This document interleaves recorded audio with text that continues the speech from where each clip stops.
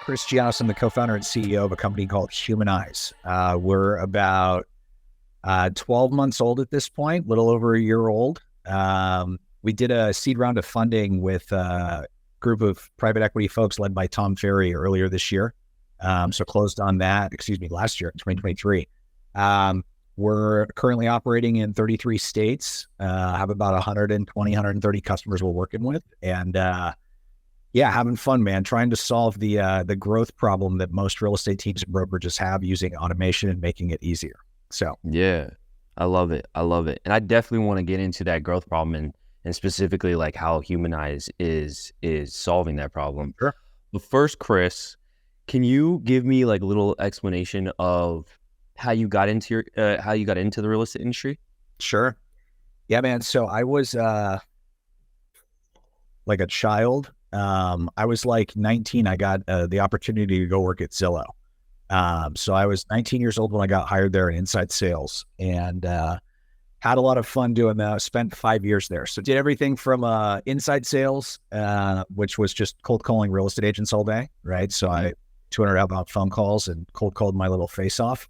Up until got into leadership, ran a sales team at one point, and then ended it in like a strategic named accounts role. So I was working with like the top 5% of the book in the West region of the United States. So I got to work with a lot of big real estate team leaders and broker owners to really help them kind of do it at a high level. So experience from there, did what I think everyone at Zillow does at one point or another, which is like, hey, I know everything about real estate now because I worked at Zillow, which we all know is a joke in hindsight, and went to work with one of my clients who was running a real estate brokerage in Southern California. I was a RE/MAX franchise. I got a Zillow Flex account in May of 2020. Zillow Flex is a license to print money pretty much, right? So they Zillow Flex in said, hey, can't buy leads anymore. We're going to give you these leads at no upfront cost. You now pay a referral fee on the back end, right? And we're like, oh, cool. That sounds great. I really quickly learned a lesson that recruiting at least the type of avatar that does well with online leads to a traditional brokerage model, right? Where it's $600 to sign up, and then it's $500 a month in desk fees and blah, blah, blah, blah, blah. That it doesn't work at scale, right? So I had all these recruiting appointments that I was doing and all these interviews that I was doing, and I couldn't get anyone to sign. And I started asking myself, that self-doubt kind of creeps in, right? Like, is it me? Am I just not closing? Like, is it me? Turns out it wasn't me. And that just that avatar doesn't match up. So I took my team over to an independent brokerage in Southern California. And between August 1st of 2020 and January 3rd of 2023, recruited like 200 agents, sold like $1.5 billion in real estate in 2 years, and got really, really, really good at recruiting, onboarding, and training, and then ultimately like running a team that size. Right? Yeah. So can't be one, right? So created all the leadership levels in between there, built out a TC department, kind of did all that stuff. So I tell people that was like my MBA in running a real estate team, right? I got a crash course in actually being in the shit, so to speak. So then when I transitioned into we built Humaniz as a solution for ourselves. And now it kind of gives me an edge over kind of other software providers in the space, because I know what it's like to be a real estate team leader because I've done it. Right? Yeah. I know what the pain points are because I've been there. So it's been a wild ride, man. I've been in the space now for like 10 years, and it's great, I think. Yeah. That's a great 10 years to go from, would you categorize Zillow as prop tech? Yeah, it's prop tech, right? Yeah. It's the part of the business that I was working in wasn't really prop tech, right? I wasn't involved with the development of the site or the back end or any of the software stuff. It was media sales, right? So we were advertising, which was again super cool experience being 19 years old and learning how the intricacies of that go. But yeah, it's for sure prop tech. Yeah, I was gonna say it's a really good. I think it's a really good foundation for Humaniz to not only be on you went from the prop tech side to being in the game of like knowing what it's like to develop teams work with agents, all the problems that they're going through, to now it's like the perfect combination to create Humaniz.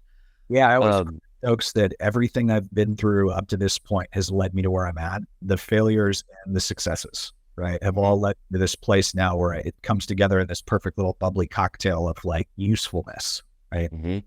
Yeah. When you were at Zillow, was there anything that you could probably give to any sort of information that Zillow, I would say, has without getting you in trouble at all? Sure. Is there any sort of like insight into Zillow to help out like a team leader who's probably on the edge of like, should we add that as a lead stream for us, or is there any sort of information that you can give regarding Zillow and how to use Yeah, that platform?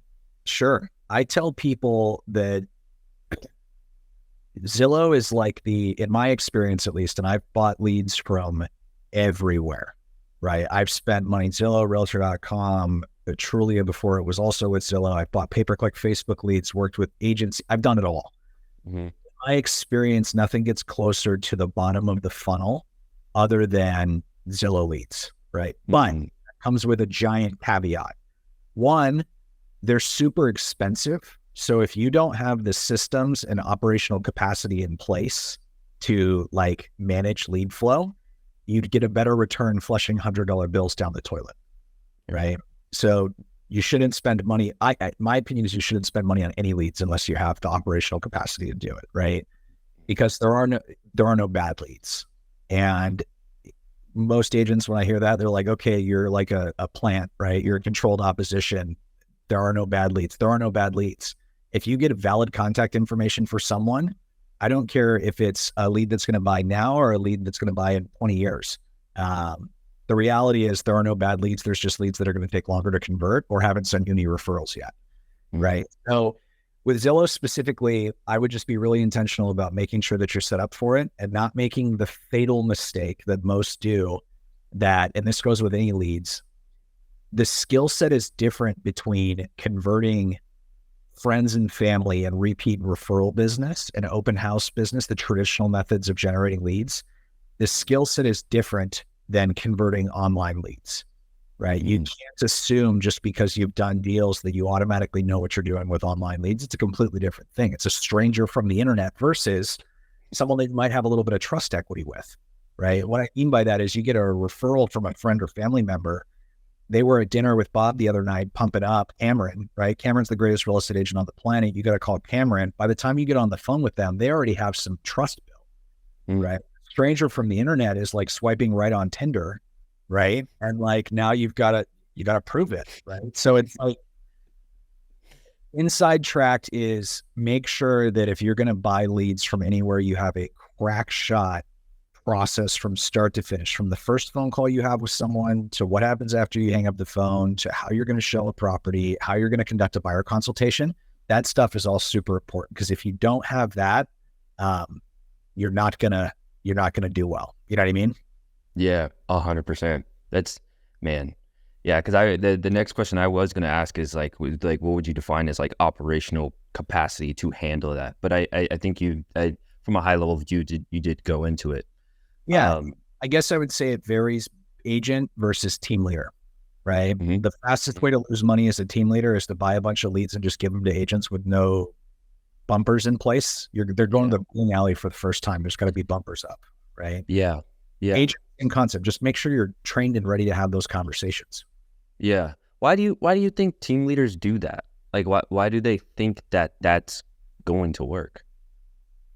So I am a real estate team leader and I have a real estate license. So I can say this stuff because technically I'm talking shit about myself, right? And I get a pass, right? I would say this.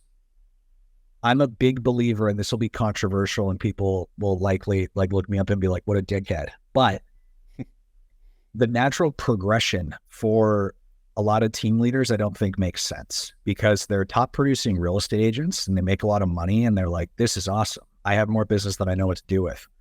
I think the logical next step is I should start a real estate team. That's like getting a promotion in the real estate world, right? Whereas corporate, you go from an individual contributor, like a leader of some sort, right? In the real estate world, your promotion is when you start your team. They think it's like a logical next step. I challenge a lot of the people that I work with to think about, before you do that, why don't you create leverage for you as an individual first, right? So instead of hiring a team of agents, why don't you hire 2 assistants to do all the busy work so you can just keep doing what you're good at and making more money? I think your quality of life stays a lot better at scale when you just create leverage for yourself. You might not even want to be a team leader after that. You just want to focus on the part you're good at and the part you like. This is the part I like about my job. I like having conversations with people in the space. I like going out and speaking at events. I like shaking hands and kissing babies. That's the part I'm really good at, right? Mm-hmm. All the other stuff inside Humaniz now, for example, we've operationalized. I've got a COO who runs the operational part of our business. We've got a head developer that runs the technical part of our business, right? So it's the same concept with team leaders. The other part that I would say, it's a twofold thing. So one, a lot of team leaders are team leaders that shouldn't be. And I think they know that deep down and they don't want to admit it because it involves taking a step back. And that's okay, right? Mm-hmm. 1 step back, 20 steps forward. The other part is there's no centralized like skill set base to become a good real estate team leader, right? Mm-hmm. If you want to become a head of a business line at Amazon, you go get an MBA, right? You get into an internship program and you find your way into one of those worlds and you're in. There's a clear-cut pathway to do that with the way the education system is set up right now in the United States for a lot of people. Yeah. Mm-hmm. For real estate, it's like, I want to be a great real estate team leader. What do I do? Right? Mm-hmm. You've got like a couple options. You can hire a coach of some sort, right? Which I work with Tom Ferry and his org very closely. Tom's our business partner inside Humaniz. I see that as an awesome avenue, right? But for a lot of people, there's like still a barrier to entry of like, hey, I don't know if I can afford it, right? To go and do that right now. And mm-hmm. I'd make the argument of, I don't think you can't afford it to do it right now, right? Of how much of a hack it is to do it. But at the end of the day, I think the lack of a systematic, scalable process on how to do your job at a high level as a team leader, it doesn't exist, right? Yeah. Which is what leads to that unfortunate kind of like treading water and not getting anything done. You know what I mean? Yeah, 100%. So I have friends who work in the B2B SaaS world, and they've explained this issue, but with a corporate lens. And so he was one of my really good friends. He's a sales development rep at Oracle, and he was explaining how he was one of the best there, based on their numbers, whatever they track for the sales development reps. And he said what they were wanting him to do was they were wanting to promote him to a manager role. And he was telling me his concern with that. He's like, it doesn't make sense. Like, I'm the best performing when it comes to bringing in new business for the company. A managerial role is now managing the people who are bringing in business for the company. It's a completely separate skill set. And he's like, I basically have to go through that work hard phase again to learn this new skill set. He's like, I would rather just stay here and get the bonuses and the bonus that comes with it.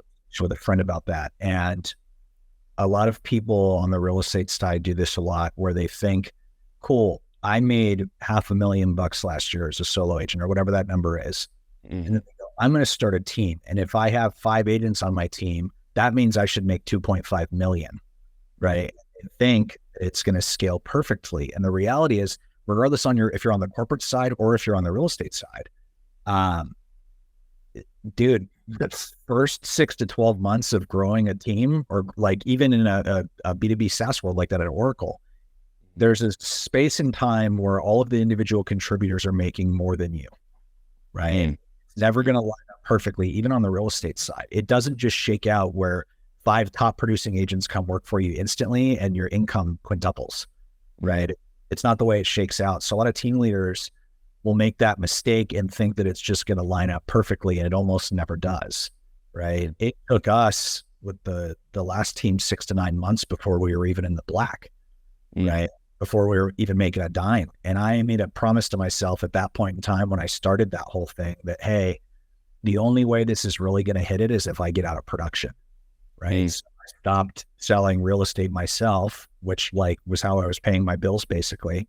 And went, I'm going to go all in on this. And it worked, obviously, at scale. But with that being said, a lot of people I talk to that are in the danger zone of real estate teams where they have maybe 3-4 agents, one of them's working, 3 of them are dead weight. They're like, well, I can't stop selling because I won't make any money. And I go, cool. Do you eventually want to get out of production? answer is yes, cool. You're going to have to jump at some point, right? Just make sure it's what you want to do, because the joy of hunting and killing when you're in sales changes very quickly when you get onto the leadership side, right? You have to get the wins by proxy at that point in time. So Yeah. Interesting. Would you attribute, I would say, the success of, growing the team at Remax from, the 30 plus agents and all the billions of transactions that you were doing, would you attribute it to the having the operational capacity for, I want to say, to handle everything that comes along with the team? Or like, what would you attribute the success like that, I think what gave me a really strong and sharp edge was I had experience working in a very organized tactical sales org. So at Zillow, it wasn't here's your phone, figure it out, right? We went through a month-long onboarding, right? They put us in a classroom. We were there with an instructor, with a trainer for like a month, and then went out into I called it like the nursery, right? Where you were out on the sales floor with a leader and a trainer, and they were like listening to your calls and spray coaching and all this cool stuff, right? So I went through that. And then after you get out of training, you get to see what it's like to be on a team. So it's like Harry Potter. They like sort you onto a team, right? And then like you're on a team, and you're on a team of 5, 10, 15 people. And there's a huddle every morning, and then everyone kind of rocks and rolls. And then there's a huddle in the afternoon, and then everyone rocks and rolls. You've got a quota to hit. You have minimum KPIs to hit on a daily, weekly, and monthly basis in terms of actions to get to your quota. All that adds up. And that experience, I think, is what, when I started building my teams, really helped me, because I didn't look at it through a lens of, I have to get these people to sell a lot of real estate. I looked at it through a lens of, I have to train these people. I have to create structure, expectations, and KPIs for them to hit. And then I need to performance manage the living shit out of that for them to do it. Right. And at scale, that works, right? Because it works in every sales org ever. So I think that experience, it put me in a different bucket, because I didn't see real estate teams being ran like that when I first started going. It was kind of like just shooting by the hip, shoot from the hip, flying by the seat of your pants. Now I see a lot more that are running like actual sales organizations, right? But when I first started doing that, there was no one that was thinking like that. And I hate to be by this, like, I was first in the game, right? Which sounds stupid, but I see it a lot more frequently now, which is cool. So is it fair to say that if a team leader was running their organization like a corporate company runs, manages their sales team, do you think that's like the winning formula for a team leader to, really grow in market share in their area? They just got to be careful, right? Because it's different. Zillow, their sales org was 500-700 people, all W-2 wage earners, and they still got in trouble. Right. So a lot of people know Zillow had some issues with like unpaid overtime and all sorts of weird shit back in like the mid 2010s, 13, 14, 15. There were some issues that happened. On the real estate side, the short answer to your question is yes, but you have to do it very delicately with grace and tact. Right. Because when I work with clients that come to me and are like, well, Chris, our meetings are required. And agents on my team are required to make 10 to 15 phone calls, whatever the number is, right? I go, cool. That sounds great in theory. You're using employee language, though, with 1099 independent contractors, right? And I know people personally that have had some issues with that. Sure, a big part of it is due to like rotten eggs and people that are just litigious at nature. But at the end of the day, team leaders need to be very careful with everything I did. I called it optional but awesome, right? And I stole that from one of the leaders I worked for at Zillow very early on, right? So when I was doing meetings or when I was doing calls, you didn't have to come. You don't have to do anything. You're an independent contractor. If you want to win, though, you gotta come, right? So optional but awesome. The same thing goes with like performance standards and stuff. So a lot of teams now that I work with, I tell them your currency is leads. Right. If you're providing people leads, that is now your hourly wage. Instead of paying someone hourly, you're giving them a lead that costs $300. Right. In my opinion, that's worth something. Right. So always tell people, hey, just be careful, and your leads are your currency now. So if agents want to be on lead flow, the expectation is X, Y, and Z. If you don't want to be on lead flow, that's totally up to you, but you're not going to get leads, right? So it's either expectation or don't. I don't care. But again, it's delicate, and that works when you work it, which I know sounds like coaching bullshit, right? It's all very like, it works when you work it. And if you're going to put systems and processes and expectations on people, you have to hold them accountable to it and actually like shoot a hostage every once in a while, right? Because if you have all these systems and processes and expectations in place and you don't enforce it, it's like the mom that's like, Timmy, I'm going to take the games away. And you never do. Timmy's going to be a terrorist, right? Timmy's going to be angry and not follow your rules because you don't back up what you're talking about. So I called it shooting a hostage. Every once in a while, you got to like, okay, someone didn't meet expectations, clip. And then everyone else is going, oh, I like that guy. He's nice and he's very polite, but he's not screwing around. And I think that's important with any org. Yeah. 100%. 100%. Yeah. I was going to get into, is like kind of going backwards when it comes to, the recruiting, onboarding and training, but 100%. If the team had expectations when it came to these leads that we are paying for and we're spending money on and we're spending resources on, if we're going to give them to the agents, then there's going to be some sort of systems, structure, and accountability in working these leads. And if not, then that's fine. We're just not going to give you leads. It sounds very simple. They just need to develop that fast. It can't be something when you do it retroactively, because, being on the agency side, a cost per click lead probably averages what, $50, $25, $50 a lead. If you give someone 10 of those things, that's $250 to $500 that you've now allocated out. I don't care who you are. $500 hurts, especially if it's wasted. Right. Yeah. That's interesting.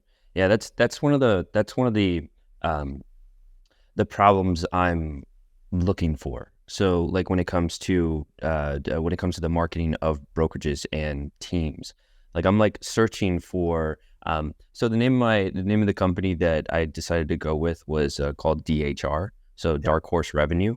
And, where that came from was like I was called a dark horse when I used to compete long ago.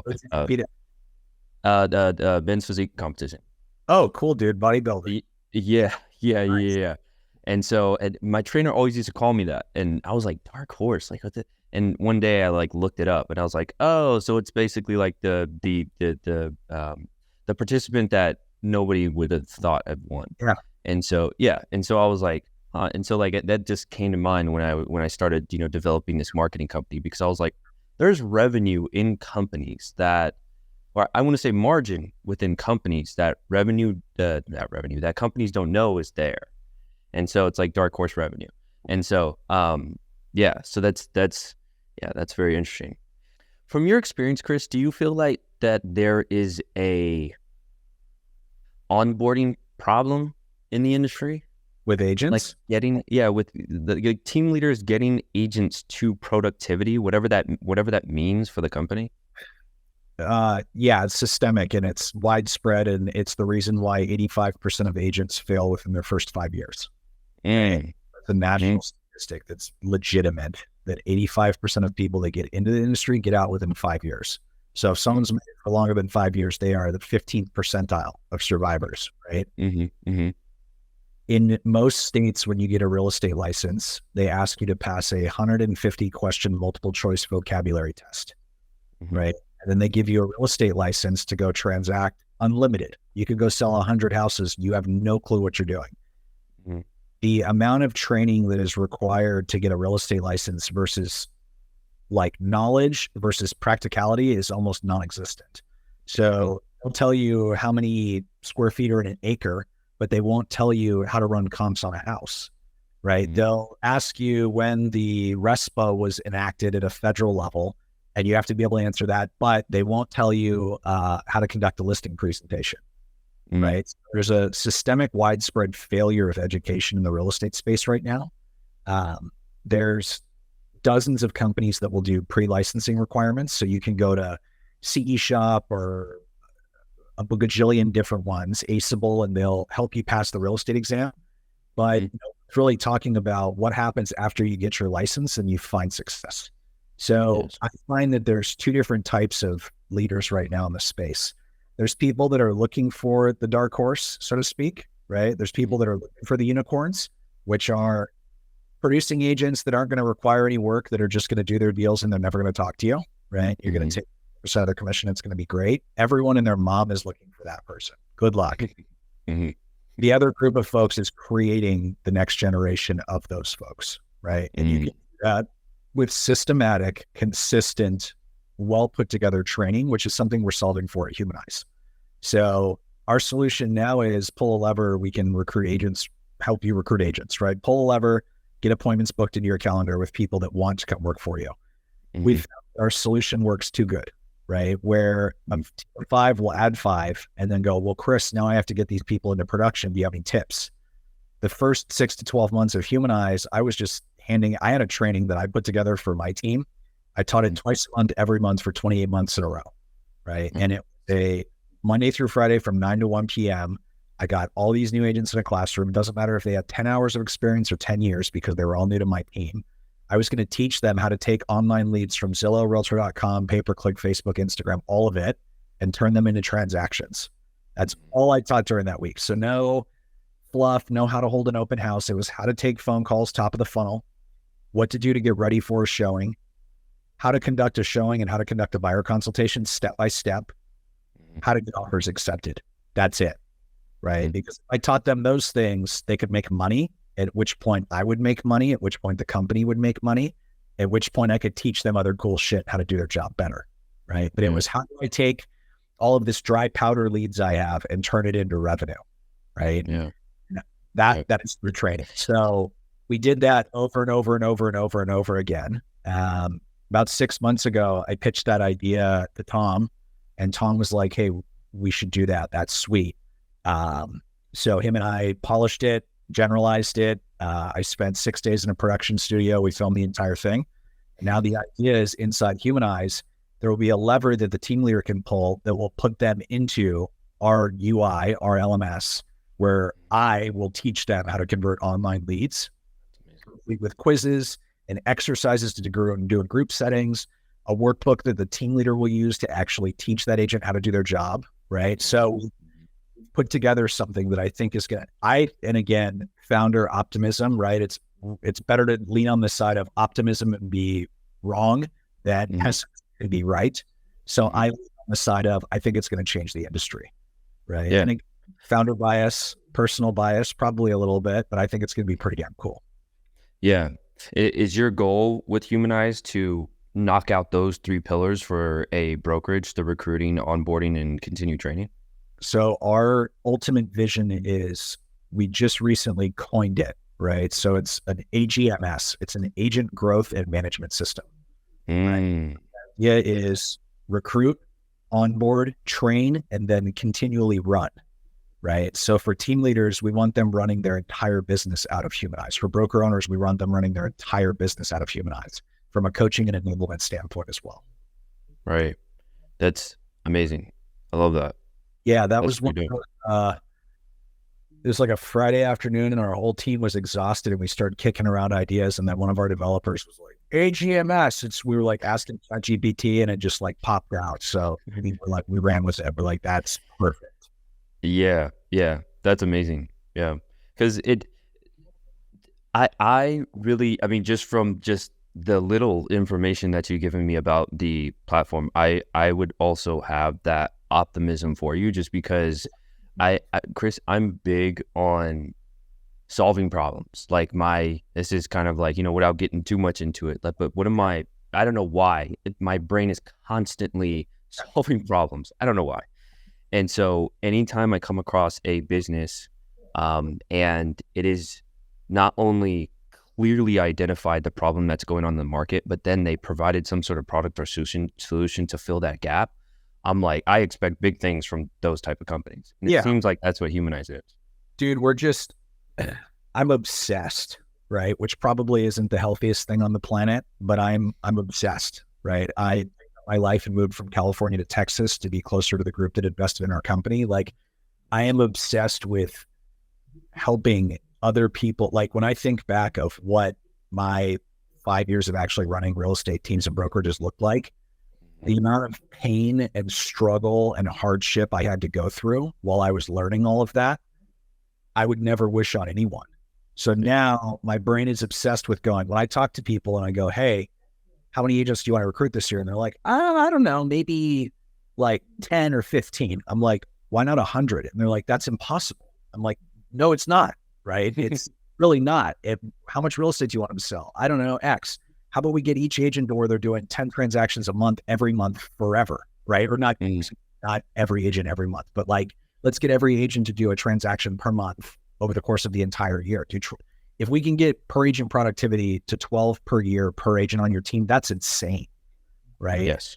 But everyone thinks it's Everest, right? And an analogy and kind of a metaphor comes to mind that I heard recently. The story of the first guy who ran a 4-minute mile, right?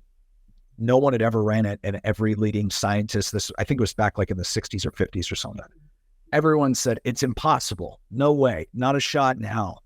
One guy did it, right? And the next year, 126 people broke the record, right? Consecutively. It just kept going just because the belief system changed, right? So now I think it's exponentially easier to grow real estate teams and brokers so that people make it out to be.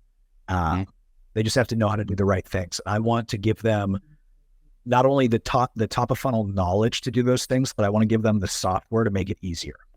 Right. 100%. Yeah. I'm glad that you mentioned that, that per agent productivity.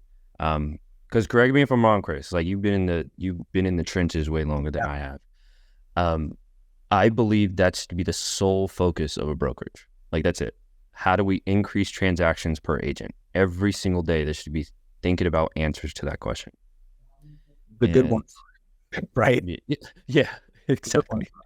It's weird, man, because when you look at Mike Del Preti, if you don't follow him yet, you should. He's a super smart cat. Mike Del Preti put out a report, I think towards the end of last year. End of last year going into 2024.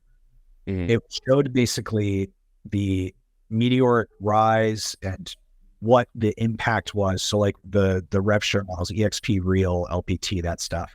It was like a 150-page report that I read every single page on. And it was talking about what happened to all the big major brokerage players last year, right? And that Real and EXP and HSOA and Anywhere and Compass, all these companies, Remax, everyone basically. And it was just looking at the data of like, what did agent count look like? What did per agent productivity look like? What did total sides look like? What did volume look like? Revenue, all across the board. And they found some congruence across like the EXP model. The reason they've had such meteoric success in Compass over the last couple of years, it's a headcount game. It's a body count game, right? They just out-recruited everybody, which is a byproduct. It outpaced everyone else's revenues, right? The people that grew revenue last year were the people that grew their headcount, right? So like there's only really a couple of different ways to grow a team or brokerage. You either increase your agent count, right? You increase your per agent productivity, or you increase the volume of the transactions that they're actually doing, right? Those are the only real three things you can do. My argument is, why isn't someone doing all three, right? And trying to, because the system's kind of broken, man. It's the weirdest thing on the planet. And maybe, again, founder bias, maybe I'm just naive, but I think there's an opportunity for someone to do a little bit of all of it.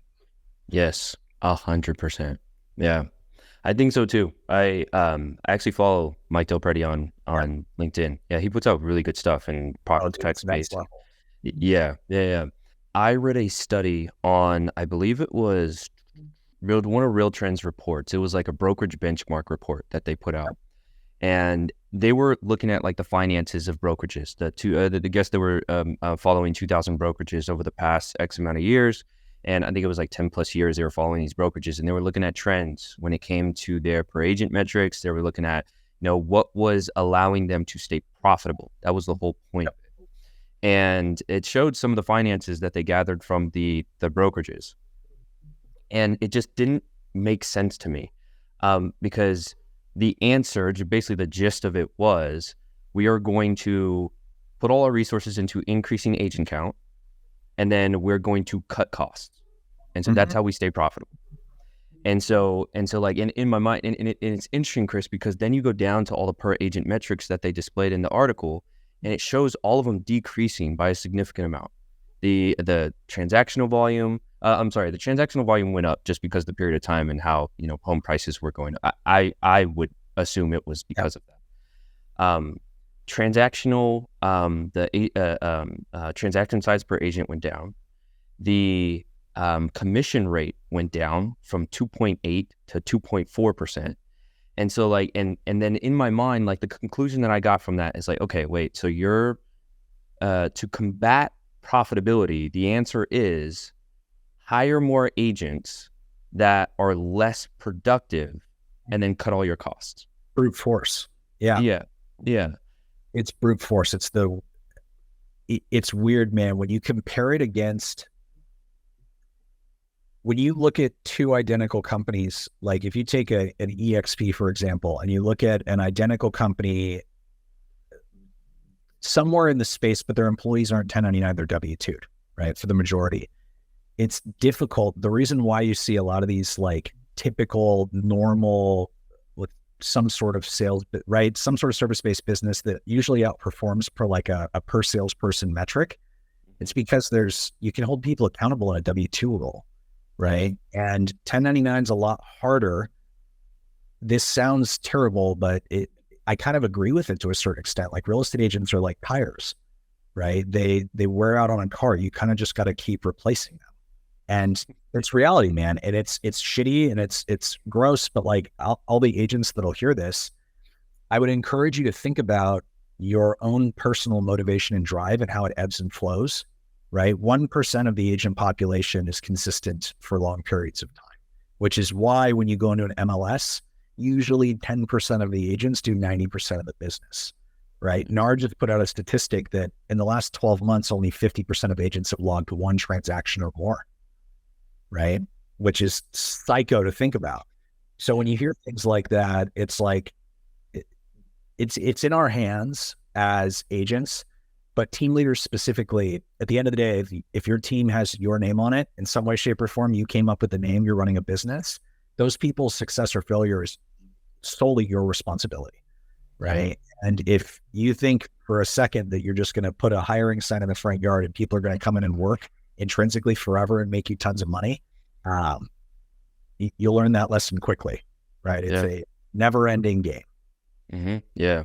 I'm constantly talking to brokers and it's interesting because they're talking to their agents and the agents are literally telling the brokers what they want. They're like, and it's interesting because it's that practical execution side that you talked about. There's the gap, like there's the knowledge gap. It's like the industry, the way it's systematically brought up, the way you mentioned, is we're creating really book smart real estate agents. But then when it comes to the practical side, the agents are literally saying like, I just want someone to hold my hand through the first 5 escrows. I want somebody to teach me how to go get leads and, whether it's Zillow or, whatever, every single marketing campaign to generate these leads. I want somebody to help me. And then for some reason, it's like, I know I've seen what KW has, Coldwell Banker has, Realty One Group. And it's like, I see what they have and you wouldn't think that there would be this problem. But for some reason, it's like these companies from like in the corporates, the headquarters are creating this technology for the real estate agents, but it's not sticking for some reason. And I think a huge part of it is that accountability side because of the 1099, just the way the pay structure is set up in the industry. It's weird. And I think the reason it's failed at scale for a lot of folks, right, is if you look at like Redfin, for example, that did the W-2 model for a long time, right? The reason it fails at scale is because what ends up happening is an agent comes in. Let's say you've got the slickest training on the planet. You've got the greatest training ever. It is super tactical. People coming on the other end, ready, willing, and able. And you've got a bank vault full of dry powder for them to go and turn into transactions via leads, right? Mm-hmm. agents intrinsically, when they get good at their job, look around and go, wait a second, right? I've now done 20 transactions. If the average full-time agent in the United States right now does like 5.5 transactions annually, right? Mm-hmm. When you factor that in, if an average agent does 5 transactions a year and you're able to give an agent leads to the tune of them doing 20 or 30 transactions over the first year or two of their career, they're getting 5 to 7 years of experience in a year, right? In terms of book building. So they come in, they work super hard, they go through your training, they crush it with leads that you're charging a 50-50 split on. What happens at scale is they're looking around going, wait a second, I don't have to work that hard anymore, right? Because why would I go and take a bunch of Zillow or pay-per-click leads out when my own book of business is now giving me repeat referral business that's like less, I'm not rowing it upstream in a rowboat anymore, right? It's a lot easier. It's a path of least resistance, but I'm still on a 50-50 split with this team. I need to leave, right? And then what happens is they leave and they go where the grass is greener, and then they have an ebb and flow in their business, and then they call back 6 months later and say, hey, can I come back? And it's this never-ending cycle. I had agents that had left and come back to me 2 or 3 times separately, right? Yeah. For me, where a lot of team leaders differ is like, if someone left gracefully, I don't care, right? Like, we're still friends, right? Like, it's business at the end of the day. It's not pleasure. Now, if you lead on a bad note and try and do something malicious, that's a different story. We're not going to be as kind the next time you want to come back, right? But a lot of team leaders, it's like, oh, if you leave me, you're now my enemy. It's like, the market's too small to think like that, right? But where I was going with this is knowing that the average real estate team or brokerage annually turns over at 58%, right? So if you have a team of 10, by the end of the year, statistically, you will have 4 people left, right? Mm-hmm. They don't think that, okay, if I lose 6, I have to hire 6. It's perpetual, forever, no matter what. And I know what people are thinking, because every time I bring that up, they're like, well, Chris, we don't churn at 68 or 58%. And my challenge to you is, well, you sure as hell don't churn at 0%, right? Mm-hmm. It's at least something at scale. Healthy, in my opinion, is between 20 and 30%, right? Mm-hmm. Knowing that it's perpetual, you have to continually, and I'm not just saying this because Humaniz can help with this, but you have to continually stack the bench, because inherently, the way real estate agents are wired, and I know this because I am one, most of the time when their business starts to slow, they don't go look in the mirror and say, hey, what am I not doing on a daily, weekly, monthly basis to make sure that my business is thriving and I'm in a position to win? They look in the mirror and go, market conditions, it's my broker's fault. It's the shitty leads he's giving me. It turns into this, it's easier to validate that way, right? Yeah. And split, and then you're sitting there going, okay, I don't have coverage anymore. So it's the world and the way the real estate agent is compensated, and it's all 1099, it's set up to just be this kind of tumultuous, volatile thing. And team leaders and brokers kind of have to get okay with chaos, because it's never ending, right? There's ways to mitigate it and make it easier. But even with the dopest training on the planet and the best accountability and all that stuff, you're still going to experience churn, and that's part of the gig. Have you seen teams who had a very lower than industry average churn? And what did you notice about what they were doing compared to the other ones?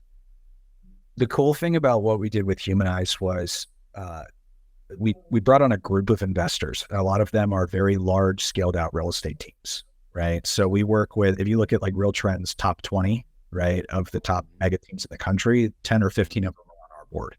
Right. So we get a really good look at what's working and what's not working. What I'll share with you is those teams, when I talk to them about churn, are never surprised when someone churns out. Right. And what I mean by that is, despite all of the coaching and culture activities and team meetings and all that stuff, sometimes people just unplug from the matrix, right, and kind of fall off to the side. And then when they call you, you're like, well, knew that was coming. They're never surprised.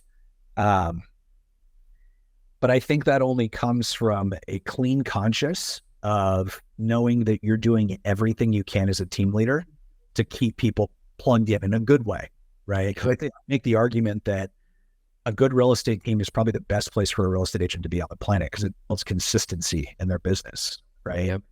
So I would say the best teams are conscious to the amount of work they're putting in to foster an environment where people can find success, so that when people leave, they can see it coming from a mile away. The less high performance teams that are experiencing higher levels of churn that I talk to are the people that are like, I went on vacation for 2 weeks and 10 of my agents left. I'm like, I don't know what happened. I've heard that story a million times now. Or I went on vacation for a week and my sales manager took 10 of my agents and they went and opened their own team. I couldn't see it coming from a mile away. And I'm going, okay, cool. But like, no offense, that means you are not plugged in at all within your business and you don't really know which way's up. Right. So to answer your question in like just the simplest of ways, it's people that are consciously putting in an effort to run and maintain a strong company culture, that aren't just phoning it in and expecting it to happen. Yeah, dude, it's crazy. Like, you got me excited about Humaniz. Like, you know, just watching you on LinkedIn, because that's where I found you. Yeah. And yeah, just seeing some of the things that you talk about and how it kind of like parallels to like the beliefs that I have with, you know, with real estate teams, and how there's other pieces to the puzzle that I think brokerages need to be putting and allocating their resources to in order to have a thriving brokerage, in order to stay profitable, make up market share, whatever the business goals are. How would somebody get in contact with you to start Humaniz? Sure. So our website is super easy to get to. It's humaniz.io. So humaniz.io. On our homepage of our website, there's two things. One, there's a video with a 30,000 foot view of how Humaniz works and what we can solve for. I encourage anyone to watch that before they reach out, because that video will tell people, hey, Humaniz might not make sense for you just yet, right? I tell more people that than I tell people they're ready for it. Reason being is we're really tactical with bringing on people we're confident we can bring success to, right? And sometimes someone's not in a place yet where even if they added 10 agents, it would do anything to their business, right? And I don't want to be that guy that just says, hey, I'll take it, give me it, right? Because happens is we create negative influencers, and I don't like to do that. You've watched that video. If you're like, hey, love this, there's a form on there that'll get you hooked up with our sales team. Someone will run you through a full demo of what the product's doing and what we're working on. And then from there, it's quick and easy. Usually takes us from demo to appointments in your calendar about a week. So it's a very quick and easy process for most people. Nice. Yeah, nice. And so Humaniz right now, it's mainly built for the recruiting part, finding the right agents for the... So we have the recruiting, onboarding, and like bits and pieces of the team management part built already. They're already in there, right? Oh, nice. Primary 2-3 buckets we're in now is the recruiting functionality, the onboarding functionality from a doc standpoint. So you can do things like independent contractor agreements at Humaniz, and W-9s, and information capture to create user accounts, all that stuff. And then obviously the training component. So pull a lever, put agents through a training that will teach them how to convert online leads. The stuff that we're building out, can't get into too much detail, because it's like, the way I think about it is there are scattered companies that do a little bit of everything that Humaniz can do, but there isn't one place that can do all of it, right? Which we're intentionally focused on this agent growth and management system, right? This AGMS moniker, because it truly makes this piece unique, right? If we can be the place that any team or brokerage in the United States calls and says, hey, I want to grow my business and I want to do it effectively, I want Humaniz to be the place that they call. And that's what we're working on building. Yeah, that's dope, man. Yeah, you definitely got a fan here. Yeah, anybody that talks about, like I said, per agent productivity is, man, I'm a fan of. Matters. That's all that matters. Yeah, it's really it. I always had the thought process of like, it was just theory for me, and I was doing my best to collect insight from the industry. But when it came to the 3 topics of discussion was agent recruitment, agent retention, and then productivity. And then in my mind, I was like, no. Like, if you just pinnacle the agent productivity and just engineered the hell out of that to where you got it down, the agent recruitment and the retention takes care of itself. And so, yeah. And so it seems like, right? It's like, math equation. You do all 3, and it's like, it's the way I think about it is, I was able to recruit 200 plus agents in 2 years, right? That's not normal. That was a function of recruiting, onboarding, and training at a high level, and then running the team like an absolute madman. So it's like, it's a math equation. You do all 3 and everything kind of just works out, right? 100%. And then Humaniz is the glue to all of that. Yeah. The technological glue. Humaniz is the way I'm thinking about this and the way we're starting to play with this is I have the playbook in my head of how to grow and run a really badass real estate business. Mhm. I'm going to give away all that knowledge for free. Right. So part of some stuff that's on our roadmap is like literally just free game, right? Doing webinars weekly with all of our customers, and anyone wants to come on every single part of running a high performance real estate business, from recruiting to training to onboarding to hosting one-on-ones, team meeting agendas, all this stuff. My thought process is we're going to give that away, and Humaniz is going to be the tool that makes it easier to do, right? So give away all the game for free with the idea that they use our software to actually help them do it. Yeah, 100%. That's the best way to go about it.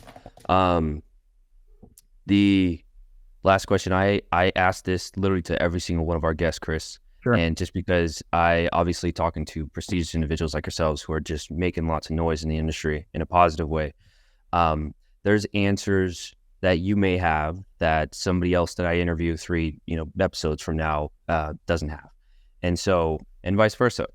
And so, with that being said, is there any sort of challenges right now that you're experiencing either with Humaniz or anything else that you're getting into that you really, maybe it's been sitting in the back of your mind and you've just been thinking about often, and you're like, man, like I need a solution to this thing.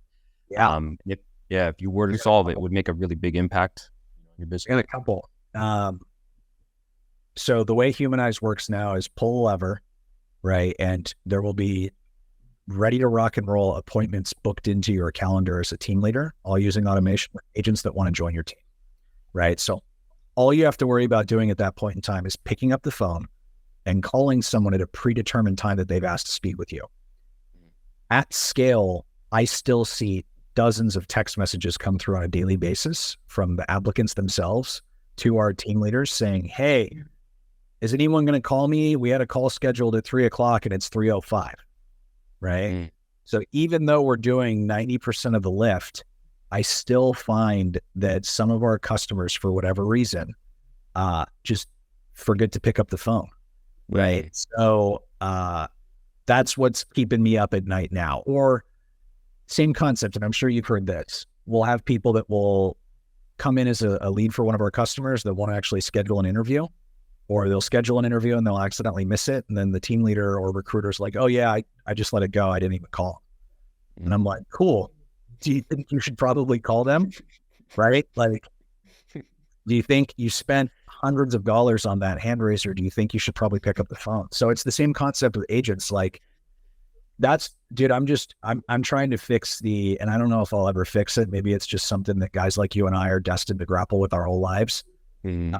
I would love to fix the expectation versus work ethic, like paradox, right? People want only the outcomes, but they're not willing to do the activities to get there. Versus hey, by any means necessary, I'm going to get the outcome, right? If that means I have to call 500 people, I don't care. So if you ever figure out how to fix that, let me know, because the main of my existence right now. Definitely. I definitely have it in the back of my mind anytime I'm talking to individuals. Chris, man, dude, I feel like I could like pick your brain for a very long time. But I do know we're coming up on time. Is there anything else you wanted to plug? Anything? Anything I'm easy, man. I think, like, for us, any exposure is good exposure, right? My whole thing is, if I drown the marketplace in just knowledge and game, that like reciprocally good things will happen. So if anyone wants to follow me on Instagram, it's my first name my last name. I reply to DMs. I shoot the shit all the time. I'm an open book.